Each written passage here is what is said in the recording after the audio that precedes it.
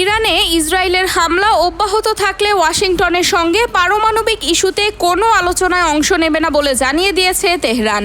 অপরদিকে এই মুহূর্তে ইরানে বিমান হামলা বন্ধ করতে ইসরায়েলকে আহ্বান জানাবেন না বলে ইঙ্গিত দিয়েছেন মার্কিন প্রেসিডেন্ট ডোনাল্ড ট্রাম্প।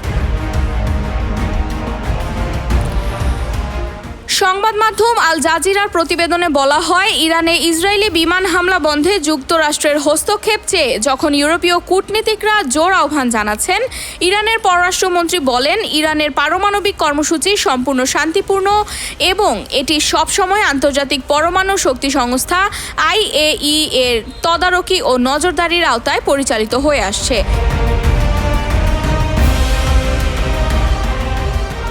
সুতরাং কোনো গণবিধ্বংসী অস্ত্র চুক্তির অংশ না থাকা সত্ত্বেও একটি রাষ্ট্রের দ্বারা সংরক্ষিত পারমাণবিক স্থাপনায় হামলা চালানো একটি গুরুতর অপরাধ এবং আন্তর্জাতিক আইনের লঙ্ঘন।